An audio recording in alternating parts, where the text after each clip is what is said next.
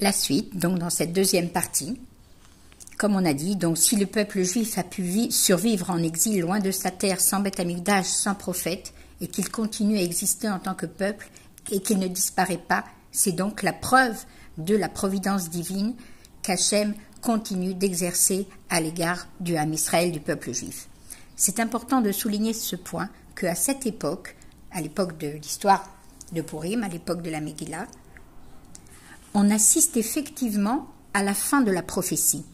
Les prophètes, notamment Jérémie, avaient prophétisé les 70 ans de l'exil de Babylonie, avant le retour à Yerushalayim. Et cette prophétie s'est accomplie avec Cyrus, qui Cyrus lui-même leur a proposé d'aller reconstruire le Beth Amikdash. Mais quelque temps après, par un décret divin, les prophéties se sont arrêtées. On ne pouvait plus entendre la voix de Dieu. Les miracles surnaturels se sont arrêtés. Et ça a été un réel traumatisme pour les Juifs.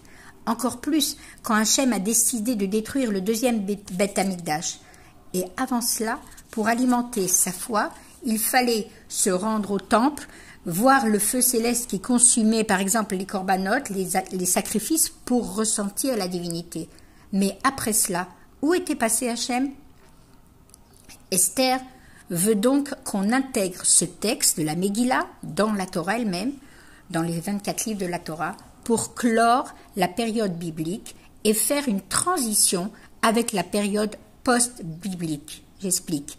Elle voulait montrer qu'à partir de maintenant, en galoute, dans l'exil, sans temple, quand les Juifs sont dispersés aux quatre coins de la terre, la présence de Dieu se manifeste et s'habille dans la nature, et qu'il n'y aura sûrement d'autres Amalek qui se lèveront et tenteront de détruire Israël, mais ils n'y arriveront pas parce qu'Hachem veille sur son peuple. Et on le voit au quotidien. Ce texte est en fait la garantie de ce que le Maharal appelle l'éternité d'Israël, Netzach Israël. Et c'est ce qui fait que cette fête est éternelle, car son message est valable éternellement. Elle ne disparaîtra pas du calendrier, comme on l'a vu précédemment. Les Chachamim se laissent convaincre par les arguments d'Esther et acceptent d'inclure ce texte, bien que le nom de Dieu y est absent. Mais leur souci, c'était de faire un lien avec la Bible pour raccrocher ce 24e livre qui se passe plus tard et en dehors d'Israël, pour le raccrocher aux 23 autres livres déjà présents dans la Bible, Torah, Nevi'im, Ketuvim. Quel était ce lien? Pour pouvoir rattacher la Megillat Esther aux autres livres de la Torah, eh bien, il fallait trouver un lien, et le lien qu'ils ont choisi, c'est Dafka, l'événement d'Amalek. D'ailleurs, comme on a vu hier, le Shabbat qui précède Purim, on lit à la synagogue, en plus de la paracha de la semaine, un autre passage, le Maftir, qui est celui de la guerre d'Amalek. Ce Shabbat, ce passage est appelé Zachor, mais le Shabbat lui-même porte le nom de ce souvenir d'Amalek, Shabbat Zachor, souviens-toi. Et on a le devoir de se souvenir d'Amalek qui était venu attaquer les Bnei Israël juste après leur sortie d'Égypte dans leur marche vers le Sinaï.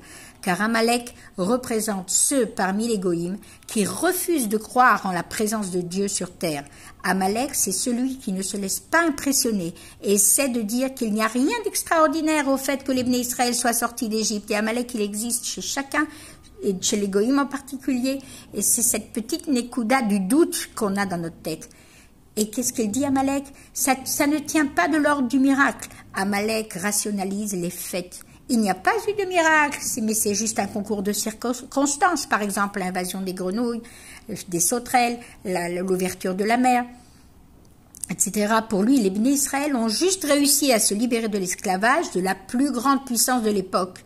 Ok, mais ça reste un fait historique, pas une histoire sainte. Amalek tente de détruire Israël juste pour ce qu'il représente. La première attaque dans le désert n'a aucun intérêt économique ni territorial. Il attaque le peuple juif parce qu'il est témoin de l'alliance, il a reçu la Torah, parce que c'est le peuple qui témoigne de l'existence de Dieu. Et tant qu'il y a des Juifs sur terre, on est la preuve vivante qu'Hachem est présent dans le monde et nous protège, car avec toutes les guerres, la dispersion, etc., on aurait dû déjà disparaître comme tous les peuples anciens. Et donc les sages relient cet événement à celui d'Esther, et c'est ce qui fait le lien logique et chronologique pour pouvoir l'insérer dans le Tanakh. Le récit d'Amalek, en fait, est raconté une première fois dans la Torah, une deuxième fois dans les Nevi'im, quand le peuple, après s'être installé en terre d'Israël, réclame un roi. Shaoul est nommé roi et entame une guerre contre Agag, descendant d'Amalek. À nouveau, Amalek veut tenter de barrer la route des Bnei Israël. Il veut empêcher la réalisation de leur vocation. La première fois, il tente de les empêcher d'accéder au Sinaï pour recevoir la Torah. La seconde fois, il veut les empêcher d'établir une souveraineté sur la terre d'Israël. Et la troisième fois, c'est à l'époque d'Esther, quand un man à Agagi, descendant d'Agad, veut empêcher Mordechai, le descendant de Kish, père de Shaoul, qui était le père de Shaoul, de réaliser la Torah. Il veut l'empêcher d'être, malgré l'exil, un juif. Ça, c'est la Nékoud d'Adamalek. J'aimerais rajouter un dernier point quant à la vision du Maharal sur cette fête. Il y a beaucoup à dire, c'est très enrichissant.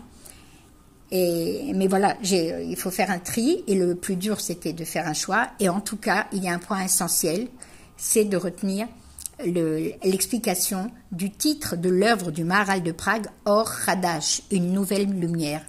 Pourquoi la Megillah est une nouvelle lumière? Quand on dit lumière, bien sûr, c'est la lumière de la Torah. En quoi Purim marque une nouvelle lumière, un renouveau de la Torah? Le Maharal de Prague interprète un deuxième texte, extrait de la Gemara Shabbat 88a. Un texte qui explique le verset du Sefer Shemot. Ils se tarent au pied de la montagne. Vaïtiatzvu tachat ha'ar. C'est le mot tachat qui veut dire en dessous, qui est utilisé par la Torah pour dire au pied de la montagne. Voici le texte. Rav Avdimi, fils de Chama, fils de Chassa, enseigne que ce verset nous apprend que le Saint béni soit-il a renversé sur eux la montagne comme une bassine, comme un baquet. Il leur dit, si vous acceptez la Torah, c'est bien, sinon là sera votre tombeau. Rabba répond malgré cela, la Torah fut acceptée à l'époque d'Achashvérosh, comme il est dit dans Esther. Les Juifs accomplirent et acceptèrent, c'est-à-dire ils accomplirent volontairement ce qu'ils avaient accepté d'abord sous la contrainte au Sinaï. À Purim, quand on a reçu la Torah, on a dit Naaseh v'nishma, mais concrètement, de leur plein gré, les Juifs à Purim, il est écrit dans la Megillah, Kiblu v'kimu hayehudim, que les Juifs ont accompli ce ils ont accompli et accepté ce qu'ils avaient volontairement accepté sous la contrainte au Har Sinaï. Le Maharal explique qu'ils ont accepté qu'ont-ils accepté à Matan Torah. Ils ont accepté la Torah écrite, c'est-à-dire les 10 commandements et tous les commentaires de Moshe. Ils ont accepté la Torah de Dieu, les textes dictés par le roi HaKodesh. Et cette Torah de Dieu s'est poursuivie depuis Matan Torah jusqu'à la fin de l'histoire de la Bible, jusqu'à la fin des prophètes, puisque c'était la voix d'Hachem qui s'exprimait à travers leur bouche. Or, à cette période, on l'a dit, se termine avec la Megillat Esther, et comme le peuple a répondu à cette nouvelle situation qui move, qui blue, ils ont accompli et accepté à nouveau la Torah. C'est pourquoi la Megillat Esther amène une nouvelle lumière sur la Torah. Les Juifs de l'époque se sont dit, certes, nous n'avons plus de prophètes, mais nous avons des sages, nous avons la Torah écrite et des chachamim qui sont capables de scruter chaque moindre détail, qui sont capables de l'étudier, de la comprendre et d'en extraire les lois et le sens profond de cette Torah écrite. Maintenant, nous avons le devoir de cette loi orale, nous avons le devoir de laisser parler Dieu à travers la voix des sages et d'accepter leurs paroles. Pour le Maharal, l'histoire de Purim est capitale et essentielle pour le judaïsme. L'idée la plus répandue est que la Megillah raconte la délivrance physique du peuple juif parce qu'ils ont échappé à un projet d'extermination totale. Mais la Megillah contient aussi l'histoire de la survie spirituelle du Ham Israël en exil, car c'est à partir de ce moment qu'il y a eu un tournant dans l'histoire sainte. Les Juifs sont devenus les Juifs de la loi orale.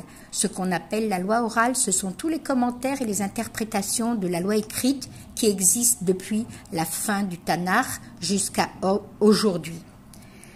Et d'ailleurs, et on conclura là-dessus, dans le texte de la Megillah, Mordechai est appelé Mordechai à Yehudi. C'est la première fois qu'on voit cette appellation. On aurait pu penser que c'était son origine. Mordechai, fils de la tribu de Yehuda. Donc Mordechai, le judéen. Mais non, on nous dit juste après qu'il était de la tribu de Binyamin. Il ne vient pas du territoire de Yehuda. C'est donc bien le sens de juif qu'il faut retenir. Et quel est ce sens? Jusqu'à présent, le juif est appelé Ivri, les Hébreux de la loi écrite. Ils deviennent à Purim les Yehudim, le peuple de la loi orale. Et c'est pourquoi le commentaire du Maharal s'appelle Or Hadash, une nouvelle lumière, et c'est pourquoi Purim est une fête essentielle et éternelle. Elle témoigne de l'éternité du Ham Israël. Elle ne remémore pas simplement la délivrance physique du peuple juif historiquement parlant, mais elle représente la survie spirituelle et éternelle du peuple juif qui, grâce à son attachement à la Torah orale, cette nouvelle Torah ne pourra jamais disparaître. Am Yisara El Chai Purim Sameach. Et on est protégé sur notre terre, Baruch Hashem, et dans le monde entier, Akadosh Baruch Hu est là à chaque instant dans tous les détails, et c'est aussi la source de la pensée de toute la chassidoute que le monde, il est dirigé par l'Ashgacha Pratit. Chag Sameach, Purim Sameach.